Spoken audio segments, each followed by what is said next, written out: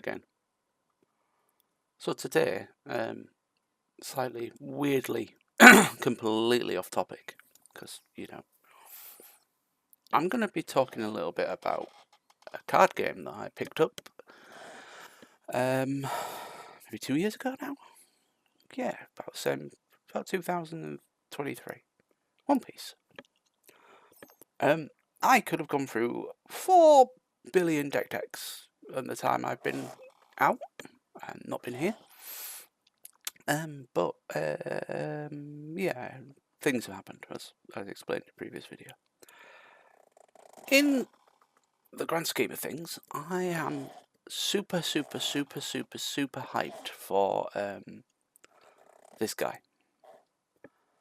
So, for those who don't know, I'm a big card player. I've played all kinds of card games. I've played Magic the Gathering, Legends of the Five Rings, Pokemon, the lot.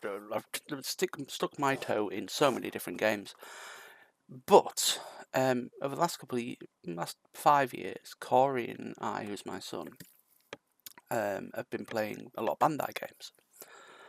What initially was shared interest has turned more into, I get really excited about Bandai games. So we originally started with Dragon Ball Super, which was just brilliant, fantastic game. We had a good play group at the local game store.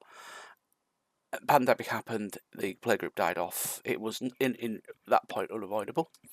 And then 2022, 23, this came out. So it's got 12. We're up to nearly 12 sets, and it's variously different over the years. But so One Piece, just for those who have never or don't know what it is or don't understand the thing, One Piece is a manga written again by Oda something, or I can't remember the name of it, I should really remember, which has been adapted to one of the longest running animes that exists.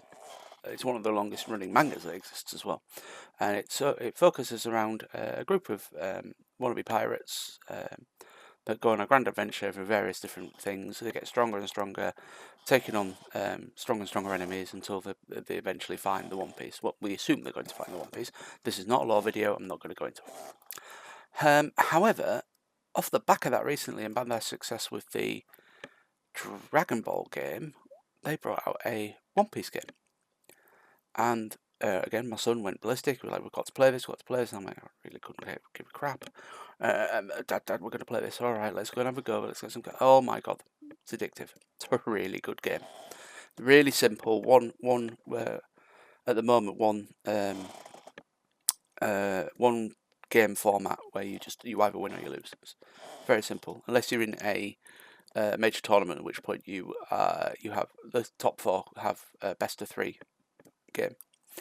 Anyway, so it revolves around having a main character, which is your leader, and then supporting characters, which then you beat the crap out of people with life and Don to play those cards. But again, for those who haven't played, I absolutely implore you go look it up, go have a look at some of the more in-depth Let's Play stuff. This one is for people who are playing the game more.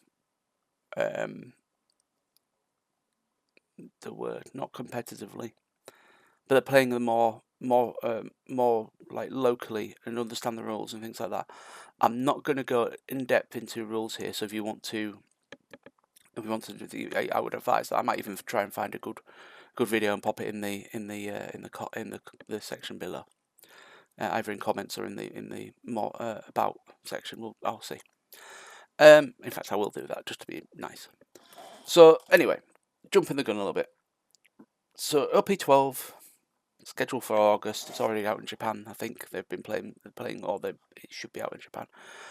The Japanese, as you can see, I've kind of on the Rayleigh card here, I've kind of put my own text on it to put the English translations in, which again I'll get the source for. Rayleigh, I don't play red. My son plays red. I don't. I tend to play blue or black, which are different types of decks, usually control or bouncy. Got controlling elements to it. My main deck is Nami, which is all about decking yourself to win the game, which is the most unique mechanic in the current format, which I love. I love anything that's unique. anything that's, as my friends often call it, magical Christmas Keithland, which is anything that takes a roundabout way of triggering some form of combo. But I saw Rayleigh come in on preview, and I was like, it's one of the best, probably one of the more powerful characters in One Piece. It was part of the original Roger crew, which again, if you look up in the lore, is like the guy who found the One Piece and the catalyst for the story. But Rayleigh is one of Luffy's Monkey.D.Luffy's teachers. So Monkey.D.Luffy is the main protagonist, and he teaches him how to use all the observation, armament, and Conqueror's Haki, which is a really cool ability, akin to a little bit of a Dragon Ball power up. But I'll probably get shot for saying that, but as Dragon Ball is my main reference normally when it comes to animes, it's my best way of describing it. So I apologise to any One Piece fans out there that see this and go, "That's definitely not a Dragon Ball power." It's not. It's just my way of describing it. Anyway, so every leader comes with a power and a life total. The power, as you can see, is at the top here, 5,000. So he's got 5,000 powers, which is standard for a monocolor leader, and then he's got 5 life, which is also standard for a monocolor leader. Any decks that you build with it, it has to be red. You can't add any other colours into it at all. It's got to be red. But where Rayleigh stands out a little bit more comparatively to other leaders is he's got a really interesting rule set. Again, coming down to this obsession with Nami's rule set, I love this. I love deck building restrictions and rule sets and building around them. But as per the rules, you cannot have cards with a cost of 5 or greater in the deck. So every card, as you'll see coming up, for those who don't know what I'm talking about, every card has a cost, and anything that is 5 or more cannot be played in Rayleigh's deck, which actually empties out quite a lot of the big power cards that are currently in the meta. So the Silver's Rayleigh 8-drop, which basically nukes a board. Monkey D. Dragon, which is a 9-drop, which also basically annihilates people. But it's specifically for you. It's not your opponent can't do it. It's specifically for you. The other kicker for this is activate main ability. Once per turn, reveal 2 event cards from your hand. Give one of your characters with a base power of 4,000 or less, 2k power for the turn. When I read this, I was like, this is ridiculous. And people are going, it's a bit meh. No, this is genuinely ridiculous. And when I started building the idea, I was going to build some form of skillless, vanilla deck, which just all the characters were vanilla. They didn't have any abilities, and they were like 3 cost for 6. And it was like, oh, this is a really good idea. A bit like a skillless Goku deck from the original Dragon Ball Z, but it doesn't quite have the to make that work. So I started digging. As more stuff got revealed, I was like, from OP12, I'm like, this is really good, this is really useful. And I've kind of come up with my own version of the deck, which I'm going to run, minus a few changes after playtesting. So, if you look up Rayleigh, lots of people are speculating using all the cards, for instance, as well. So they'll be using the search Namis and things like that to search through the deck for Straw Hats to get the deck working. I'm moving away from that. I want this to be as close to OP rotation as possible. So next year, in April 26, the first 4 sets rotate out of standard legal play. So OP1, OP2, OP3, OP4, anything related to that, the starter sets, any of the promos related to that, they have a symbol at the bottom. If you look at the Rayleigh has a 3 there, which means he is part of block 3. Okay, if it is block 1, has that number in it, unless it has a reprint in 2 or 3, they are gone. Done. Dusted, no more. So I'm trying to future-proof this a little bit. So, again, lots of people have said, oh, search and animes will do this, or we'll run these Atamas and things like that. I don't know if they've had a reprint. I'll be brutally honest, I don't know if they've had reprints yet. If they have had reprints with set 2 or 3, this deck will change to do that. I'll probably do an update video of that as well. But, at the moment, I started digging, and I'm going to show you what I dug, so you can see, and then try and justify how and why I've done the way I've done it.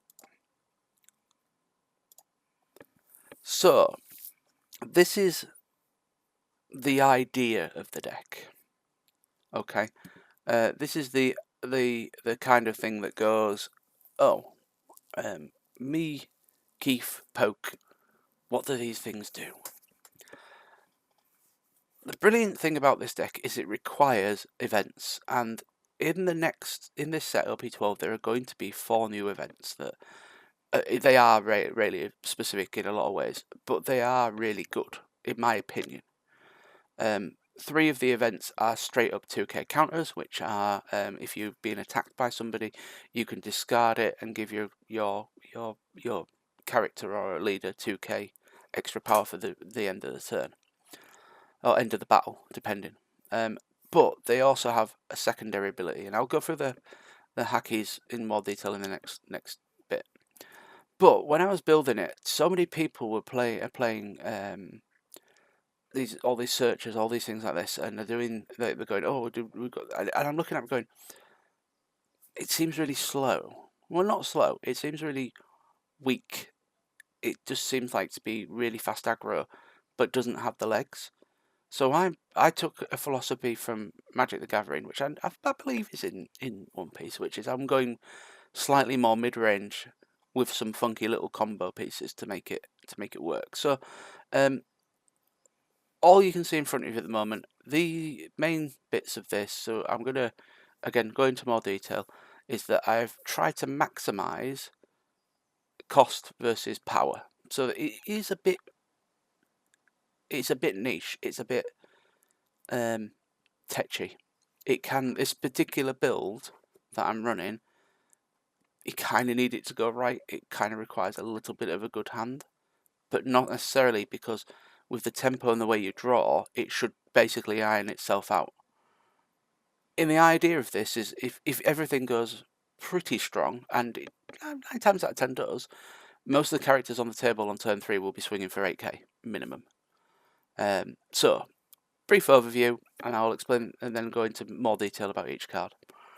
So in OP10, for those of you who know what you know, we had a release of the Punk Hazard Sanji and Chopper.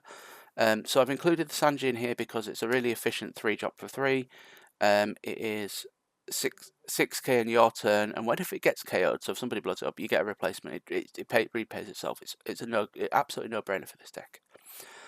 OP10 Chopper is just a nice blocker, and also the fact that in your opponent's turn it's an extra 6k speaks for itself. 6k. It also can be an extra finisher if you desperately want to end a game, and you think you can do it with that turn. It's a cheap 4-drop for 4 with 4k. Starters at Zoro, so I'm deliberately missing these ones out at the moment. Starters at Zoro, so starters at 21 Zoro is a really, really bomb card, and people are just need to acknowledge this card more. He's a 5k for 4. If you put 2 Don on it, which is really easy in this deck, against Rush, and if he gets KO'd, you can drop a 6k less power, from your hand and put it into play for free. And it's not rested, by the way. So you can cheat in a blocker to not die next turn, not on the next attack.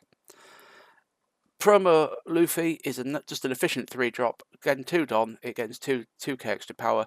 So when you put a Don on something, it gives it 1k power already. So if you put 2 Don on this Promo Luffy, it will give you an 8k beat stick for 3. It is currently the only card that would rotate out in 2026 in the deck. Again, depending what my plans are. Okay, now I'm going to talk about the OP12 cards that are in the deck. These are ones that are not actually, unless you can get them with the Japanese versions, not actually legal, not actually in print yet. So I put the English on, but again, I'll go into deeper dives a bit later on. So the new 4-drop Luffy, which is a 4k one, it says if you have 2 or more Don attached, this character gains 2k power. So it's basically that. It's the same as the promo version. It becomes an 8k for 2. I need to check the rulings on this. I'm hopefully training to be a judge, but I can't. The wording specifically, and I think we'll wait for the English version to come out, but the wording specifically says if you've attached, I'm assuming you have to attach it to that Luffy. So I'm going to make that assumption that it's not just 2 Don attached anyway. But on its play, when you play him, you can reveal 2 cards from 2 event cards from him, and you can play a character with 3k power or less, which is basically 1 2, 3, 4, 5 characters in the deck you can play for free off just revealing two cards. It speaks for itself. It's amazing. We then have the 3-drop Jinbe from the new set, which is on play. Reveal 2 event cards. You get the theme here. Reveal 2 event cards, and he gains 1k power for the duration of the turn, so it becomes 5k. And then he gets rush. That's amazing. To be fair, 5k for 3/5. It's a and you throw a Don on it, or you use Rayleigh's ability because he's got a base power of 4,000 or less. Suddenly you've got minimum 6-7k attacker on turn 2 if you've gone first. That's really good, isn't it? Surely people must be seeing this and going, this is really good. And then we go into more supportive cards. So if you think I've made these aggro-y cards here, these are your beat sticks. This is what you attack with. These are support cards. So both Boa and I'm going to butcher the pronunciation, Shakuyaku. Sorry, One Piece fans. They both search for Luffy's, or they search for your event cards. That's what they do. On play, both of them say, look at the top 5 cards of your deck. If you may reveal a Monkey.D.Luffy, or you can reveal an event card and put it into your hand. So that is it's a simple searcher card, and that's why we've got these 2 Luffys in. You very rarely will miss with these searchers. Very rarely ever miss with searchers at all. I don't think in playtesting I've missed once, maybe once. Can't remember off the top of my head. I've done that many replays through. But you hit more than often than you do, because you're running 4 of each of these cards in the deck. The added bonus of Boa Hancock is that you can trash her to put 2 rested on a leader or a character, which then triggers these 2 bad boys, or him, or makes him bigger, or makes Rayleigh bigger, or makes Sanji huge. So you get the idea. It's a freebie. Now, the grand scheme of things, it seems like a bit of a waste, but it genuinely is not, because it's pressure, it's tempo, it's aggro. It works really well with this kind of mid-rangey aggro deck, because in the end of the day, what you should be doing is building a board on turn 2, turn 3, and then swinging with 3 or 4 8k sticks, and you will punch through. Okay, you will punch through. You will do damage. The last one. So this is Crocus. Now I personally am not sure about this card at the moment. This is my one card I'm debating taking out. I'm just not sure what to take it out for. So Crocus is a 2 for 3. When he gets KO'd, you can reveal 2 event cards, and you can put a card with 3k power or less into play. The on KO, I mean, if it was on play, that would be ridiculous. But the on KO is it's a 2-edged sword. What makes him mint is if you play him on turn 2 and you use Rayleigh's ability, he's a 5k on turn 2, you swing in, your opponent has a choice then, because you can keep making this 5k and making him bigger every turn. Your opponent's going to have to take him out eventually. But if your opponent takes him out, you've got a Sanji, you've got a Luffy, you've got any of the other support cards coming in at that point. You will never not have 2 event cards in your hand. You have to play it conservatively. Don't waste your event cards. Okay? If you absolutely are wasting an event card, it's going to be because you're in dire straits and you absolutely have to use the event card. Okay? But yes, they are very, very. He's very. I'm not sure about him. I get use out of him. He's a 1k counter. I don't know whether to drop him for something with 2k counter. Again, don't want to use search enemies. Don't want to use the OP 1 to 4 stuff. At a guess, he would be if he was somebody else playing this deck. Crocus would be your Atama, your Makinos, which are 2k counter and they minus abilities or give +2 ability 2k to things. It is personal preference, but again, at this moment in time, trying to be post rotation minus the 3k Luffy, it's really hard to judge whether Crocus will be good going forward or whether Crocus is solid. He feels solid. I don't get that much use out of him playtesting. I'm not entirely sure if he fits the deck currently in the current metas, or the metas coming up, or whether there's something out there that I should be abusing while I've got the chance to abuse it. Okay. So that being said, now we've got the event cards. So you run at the moment. I'm running 4, 8, 12, 14 of these. I'm only running 2 of the to feel no doubts because they're more of a kind of I'm just going to use you to negate blocker when I have to. They all are essentially they give you the 2k counter card in every sense of it. They're all three with slight drawbacks. I'm going to go into them next so that I can kind of talk about them a bit more. So yeah, this is the basis of the deck. It should be 4 of everything in there. I don't think there is anything there's a 3 of or 2 of, apart from the doubts. So straight up, 4 Tony.Choppers, 4 Sanjis, sorry, 4 OP10 Choppers, 4 OP10 Sanjis, 4 Luffy, OP12 Luffy, 4 OP12 Jinbe, 4 starter set 21 Zoros, 4 Monkey.D.Luffy promo 6, 4 Boa Hancock, OP12 Boa Hancock, 4 Shakuyaku, OP12, and then 4 Crocus is OP12 again. That's by the by. 4, 8, 12, 16, 20, 4, 8, 12, 16. So 60, 36 cards.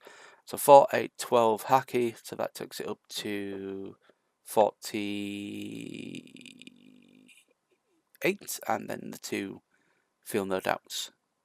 So that is the general gist of the deck. Okay, so yeah, I had to stop there. A telephone call. Right, okay, guys, let's move on. So let's talk about the Haki. So the Haki, the event cards, they're really, really, really, really good. In my opinion, again, most people will be like, "Well, it's just your opinion, Keith." Well, yeah, here's my damn opinion, and I'm going to stick by it. So these are any 0 costing cards, and any Magic the Gathering will tell you, Magic the Gathering player will tell you, any 0 costing cards are ridiculous and should never be printed ever. But these aren't as broken as what they first appear to be. They are not 0 cost 4K. They're not 0 cost. You know, it's not that good. They are balanced. They are really balanced because some of them you have, especially using the main phase stuff. Main phase needs extra steps. The counter on most of them requires you just a simple 2k. It's no different discarding a 2k 2k card. I don't have one as an example. 2k character. So again, if you know, you know. I will see if I can quickly find one because I've got a stack of cards. Look, getting prepared. So yeah, well, there's a 1k one. So 1k counter. So I don't know if you can see that because I can't see OBS at the moment. But on the side of a character, they might have something that says counter, and that has 1 or 2k on it. And the idea is when you discard that character during the counter phase, you give your character an additional 1,000, 2,000. Okay. Same concept for these event cards, except they are event cards.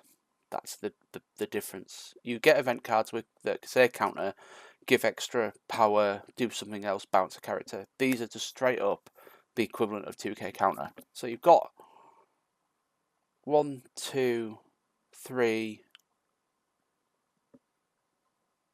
4 lots of 3 lots of 4 2k counter and 2 extra 2k counter. So 14 cards with 2k counter. That's why I think you can be a little bit stingy with your character counter, if that makes sense, because you've got so much 2k counter. Again, if you're getting swung on a massive slap, though, this isn't going to save you. So just be aware of that. So let's talk about each Haki individually. So observation Haki, counter, give one of your characters or Slivers Rayleigh 2k power for this battle. So it does exactly what it says on the tin. Its main phase, though, for 0, you can attach an active Don, so that's a Don that you've not rested or tapped to use to pay for something, to your Slivers Rayleigh, and I assume it's a leader, but when we get the full English proper translation, it might actually be character as well. Not that there's any Slivers Rayleigh currently that would go into the Slivers Rayleigh deck because I think they're all really expensive in cost. But you can attach an active Don to it, which makes it 1k extra, and then give another leader or character 1,000 power. So actually, what you can do is you can stack it on whichever card you've given the Don to, or you can give it to another card. So you're either Voltroning, so that's sticking everything on one, or you're going wide, so you're spreading the love out a bit to make it more powerful. That's actually quite strong, because technically that's actually a 1-cost card in that respect. You're paying 1, but instead of tapping it, you're activating, you're putting it onto something. That leads to several downsides and positive sides. You can't use that Don, and it can't be you can't be used by a Don that's been rested ability, so like the Boa Hancock, because it takes it out of your Don pool and puts it onto the character. It's situational. I like it. I like the thing. I'd rather actually just actively put the Don on in that respect. Again, it's probably more when you've established a board that you'll be using this. Otherwise, it's either a counter or here's my event card and I'm going to do something. Conqueror's Haki, straight up counter. Give one of your characters, or Slivers Rayleigh, 2k power for this battle. Then you may rest a Don card, so that means you have. So again, it's a cost. You're paying 1. These aren't completely free. You rest a Don and give all your opponent's leaders and characters -1,000 for the duration of the turn. -1,000 can be the difference. But if you play 2 of these, it's -2,000. So it can just stall an attack. And early, if you have to use it early, you are going to save yourself some pain and lives. So that, to me, makes perfect sense. It's a really subtle, straight up counter that's quite useful. It doesn't require you to have a Slivers Rayleigh, but you can give it a Slivers Rayleigh, which means you can run, if you wanted, you could run this in Shanks. It's not a bad card. It's a good early card as well. But again, very situational, works well in this deck. Armament Haki, in your main, you can attach 1 active Don to Slivers Rayleigh, then up to one of your leaders or characters gains an additional power this turn. So it's same as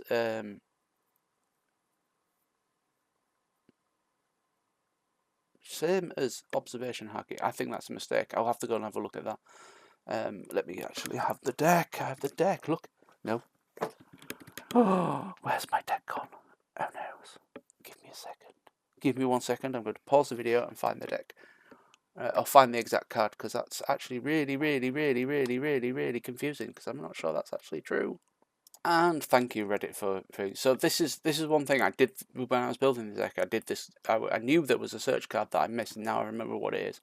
So Observation Haki is actually the searcher card. So you can give one of your Slivers Rayleigh an active Don, look at the top 4 from your deck, reveal a card or a character cost of 3 or above, and add it to your hand. So this is where I've been going wrong, and this apologies, because I'm going to update my proxy unless the English version's been printed.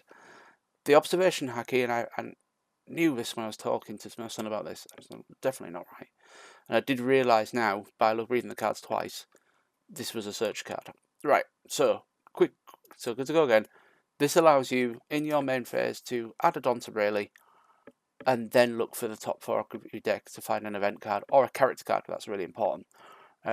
Cost of 3 or above, which again is really important, and then add it to your hand. Place the remaining cards at the bottom of your deck. Right, so we're back on track. So Armament Haki is exactly what it said it's to be, which is you can attach a Don and to Slivers Rayleigh and give your leader card or character card gains 1,000 power for the duration of the turn. Apologies, I'm going to go and change my proxy to make sure that I have the correct card as well, so when I'm playtesting it, I'm not an idiot. And to be fair, there's a couple of times I could have done with the searcher, so that actually makes perfect sense why I screwed that up. It's quite spectacular. I did double, triple, quadruple check all the other cards are correctly worded from the translations. So the translations, I cannot guarantee that's the end game.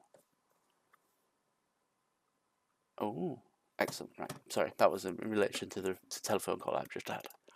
Right, so the final card of the events is the to feel no doubts that is the true strength. So you can give, in your main phase, you can give up to 2 active Don to your Slivers Rayleigh. So I'm again assuming that is the leader in the full English translation. When that card attacks this turn, your opponent cannot activate blocker. This is the perfect finisher, but this is the one I'm running the 2 of. And the reason why I'm only running 2 of is, if I am playing this card, I am winning. This is the win card. This is, I'm getting through the blocker. I'm just done. We're getting through the blocker. This is it. We're going to fin. Or it's that I'm going to nick this extra piece of it. If I think I'm going to get an extra damage in, we're going to do that. It is 2k counter again, but I really feel like 2 of this is more than enough. That may change. I might go to the full 16 in future versions of the deck. So that would be 4 of each of these. I don't feel that this has got that much use unless it's just the 2k counter. If that makes sense. It's great for closing out a game. I've come across decks where people don't play blockers, so it seems absolutely useless in that point.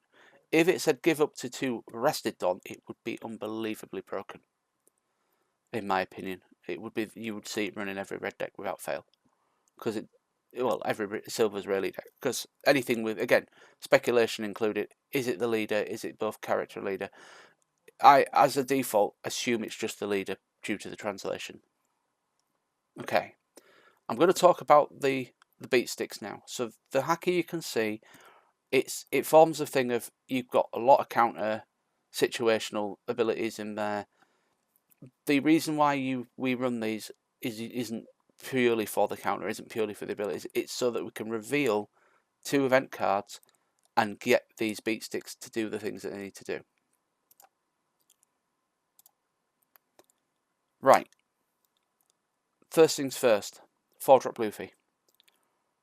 This I found to be the absolute crux of the deck. It's the main card. It just does so much. And now I'm highlighting Sanji and Monkey.D.Luffy on this, but he plays everything that is 3 or less, 3k or less. He's a 1k counter. He has a cost of 4, as you can see at the top of there. 4k power. If you have attached 2 Don cards, if you have 2 or more attached Don cards, this character gains 2k power for the duration. And that I believe it's permanent. Again, we'll wait for the English translation to be fully done. It might just be until the end of turn. I will do, at this point in time, every translation I've seen is just 2k power, which then implies that it is a 6k in your opponent's turn. Again, take it with a grain of salt. That would be really, really ridiculously powerful. So just be aware of that. However, it's the on-play. Reveal 2 event cards from your hand. Play 1 red character with a power of 3 or less, 3k or less, from your hand, and then give up to one of your leaders or characters a rested Don. Look at what you've got available to you. Sanji's a 6k for 3 in your turn. Can't attack on the turn he comes into play, but it's a 6k for 3 in your turn. Okay, if he survives into next turn, which because you'll be playing these cards relatively early, should. Okay, that is a 6k plus whatever you put Don-wise onto it, plus, or if you give it 2k from the leader's ability, it's huge. He's massive. Okay, it's the same with the Luffy, the promo Luffy. Now he is in your turn, because it says your turn. He would be a 7k for 3 if you put 2 Don on him. He puts a Don on one of these. You've got stuff that's going to be in there that puts Don on, a rested Don on. You've got the ability to put your own active Don on. You could even feasibly have a Sanji already in play, or another character already in play. Drop the Monkey.D.Luffy. Drop a Sanji, a second Sanji. Drop any other 3k or less. Attach that Don to the Sanji. There you go. He's a 7k already. Use your ability. Is a 9k swing. Sanji comes out on turn 2. Your second turn if you go first. If he gets to turn 3 and you drop Monkey.D.Luffy and do all that, you're coming in 9 guaranteed. I can't emphasise this enough. And if your characters get to the next turn, which they should, because it's still quite early. Mind you, I'm saying this is a mid-range deck, and it's quite more earlier than I'm thinking it is. You're going to have a stack of 8 and 9 and 10k swings. This is what I mean. This, in my head, is better than some of the other aggro decks that are going out there. But it isn't just these 2. And you've obviously got these 2. They come down off the ability. If you are struggling to find anything, you can put the pressure on, drop one of these 2 out, okay, and get more pressure, okay? So as long as you've got those 2 event cards in hand, you can play these 2 out. On any one of these 2 out, you can throw 1k onto your leader. You can get an event card. You can get one of the Monkey.D.Luffys you're missing. Put it into your hand, ready for next turn. Okay, it's just really good. It's a good utility card. There are probably more cards out there. Crocus will come down off this. The only cards in your deck that will not come down off this are the Chopper, the Jinbe, and the Zoro. That's it. That's the only cards that will not come down off this card. He is the crux of the deck. He's the big chunk of the deck which gets your engine running. I'm not saying you have to have him in your hand. You don't. I'm not saying you can't win without him. You can. But he will make your turn quite explosive, and you put a massive board presence in that will make your opponent go, shit, shit, shit. So there's a thingy that. The 2 other beat sticks in the deck, the Jinbe and the Zoro. So the important thing is Jinbe. I mean, Jinbe is a rush character, and again, it's pressure.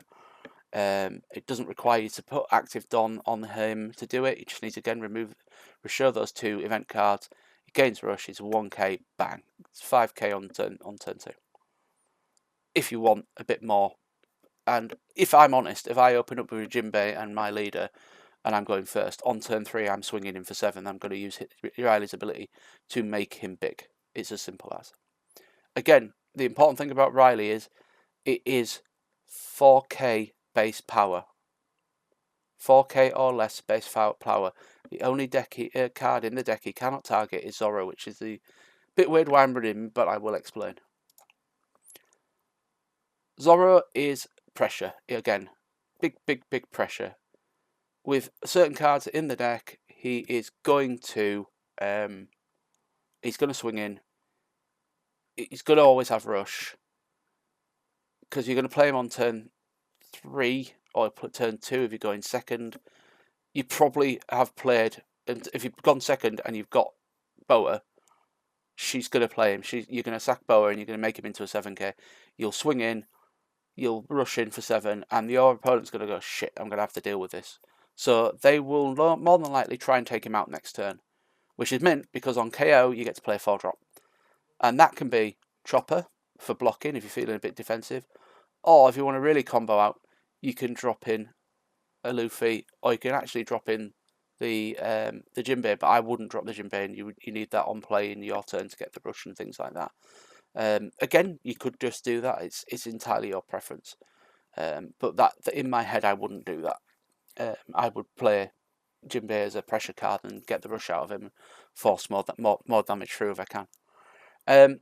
So again, and as Monkey.D.Luffy's ability says, it's not in your turn. You just play it, reveal the 2 cards, and you drop another guy with 3k power or less. So there's a good chance if Zoro pops in your turn, you are going to have Monkey.D.Luffy and Sanji into play on that same turn from that. Again, the English translation hasn't said in your turn, it just says on play. So in my opinion, if you have those in hand, Zoro is a no-brainer, because if they decide to kill it, you are putting 8k power on the table next turn. Sorry, at the end of your turn. It's just ridiculous. Again, I go back to the Rayleigh ping with Jinbe. Jinbe is a 5k on play, and then suddenly becomes a 7k with rush on play. It's a good card. It's a great card. It just, for this deck specifically, it works really well. I think it could be a finisher if you need it to be a finisher. There's just no reason not to run it certainly in this version of the deck, simply because of that ability to go, oh, here's 2 cards, I'll do it again. Hey, look, it's 7k, it's got rush, bang, your face, nice. That's what you want it to do. You're pushing that pain through. So I'll quickly go through the support cards because they're not massively important, and you could, apart from the 3 on there, the Chopper is just my preference, just because it can fall out off a Zoro. It is a good thing, but yeah, we'll whip through them really quickly.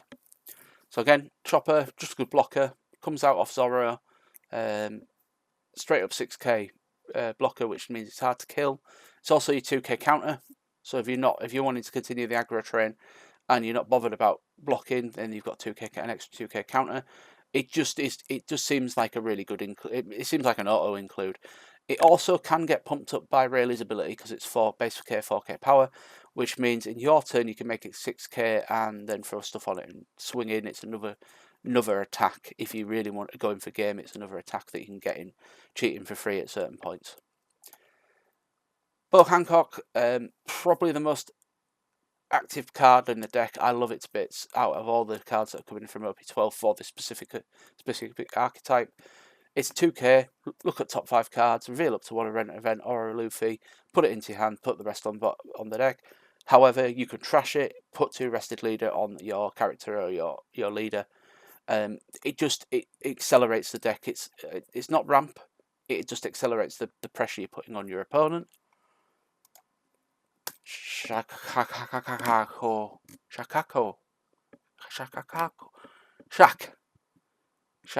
Shak is a 2k for 1. Obviously, just does a bit of searching. Also, again, if you're desperate, she can be an attacker if you think you can finish off, because she'll go to 4, and then if you put extra Don on her, it's 5 and 6. So, really good card in that respect. But it's again part of the engine. You dig in for what you need and get those cards into your hand.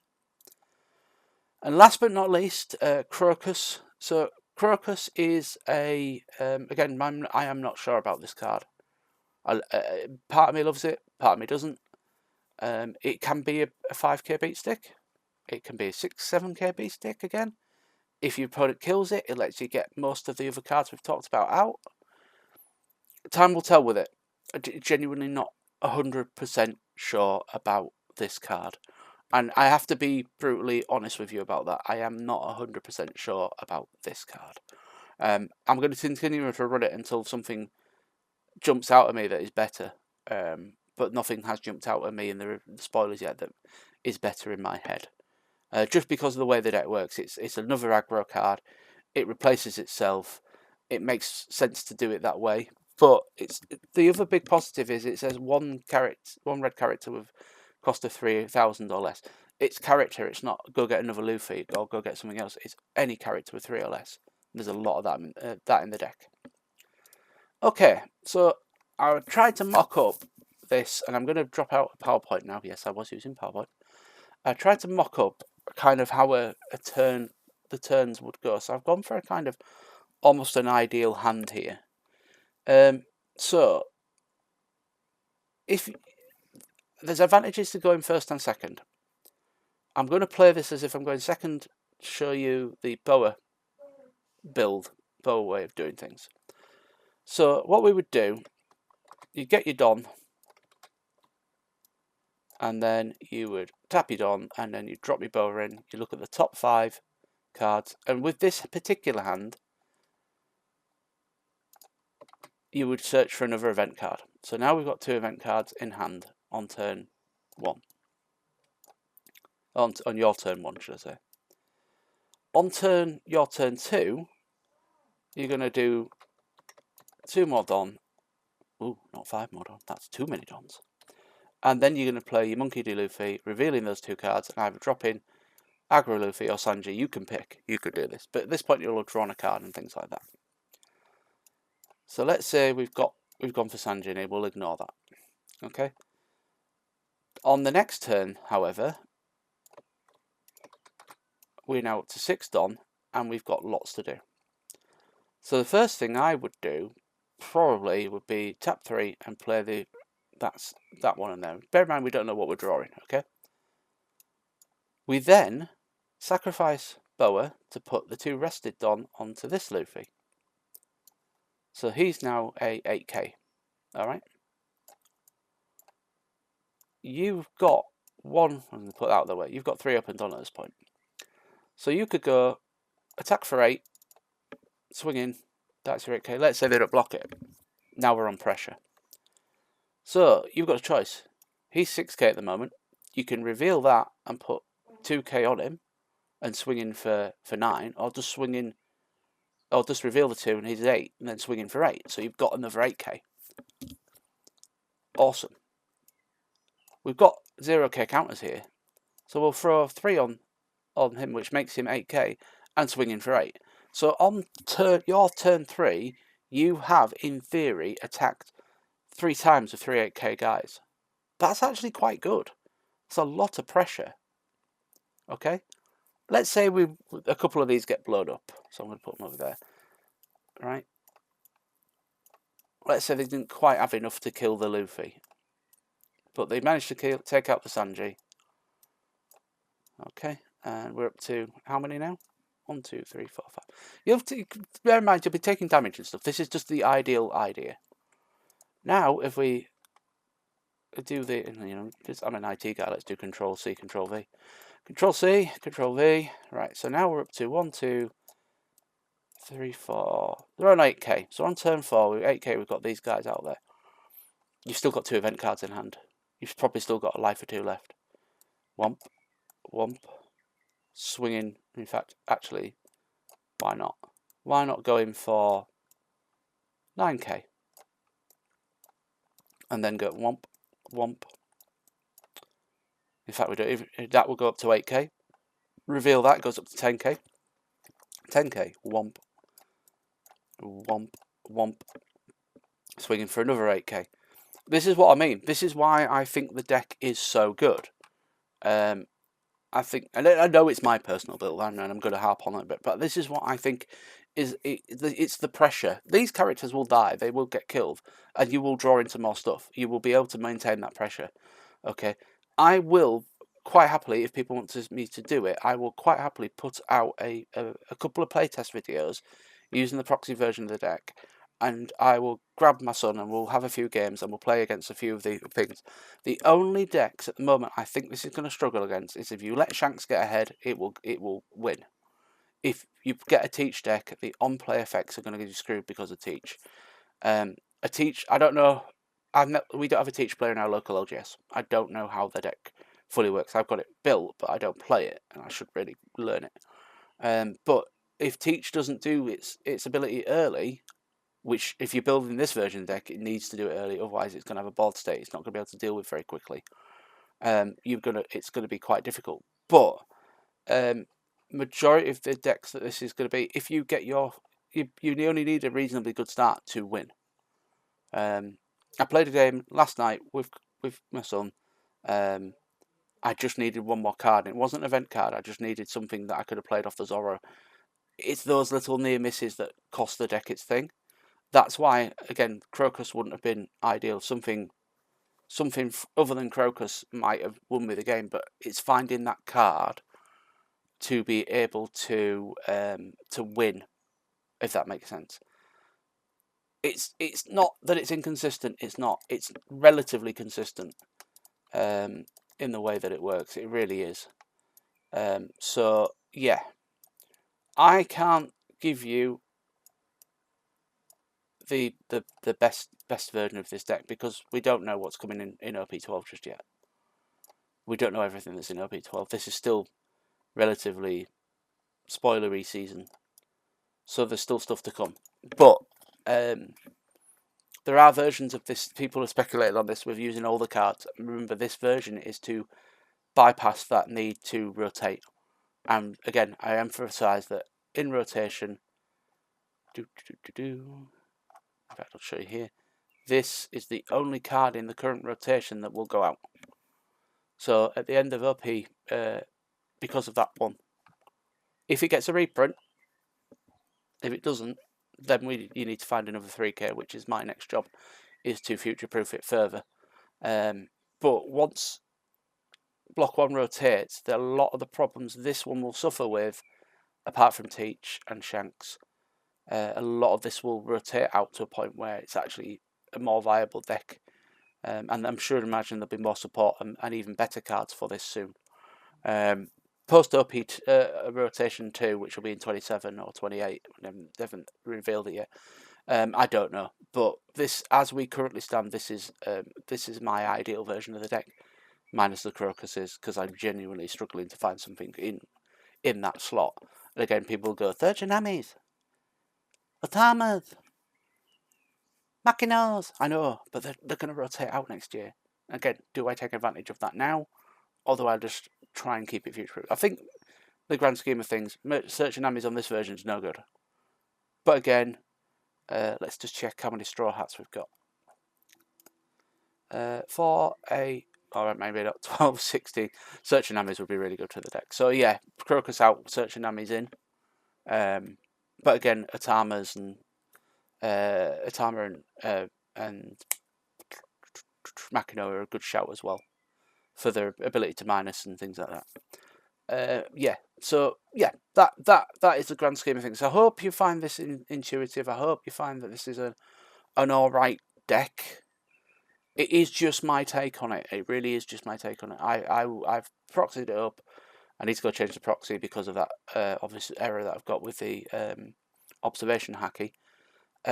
But grand scheme of things, this I will be playing something very similar to this post OP12 because I'm desperate to play something other than blue now that Rayleigh's come out and his ability is really cool. It's a really unique piece of idea generation. Is it idea generation? What am I on about? It's a really unique mechanic. I'm really excited about it. Really excited about the mechanic. So yeah, I'm good. I like it.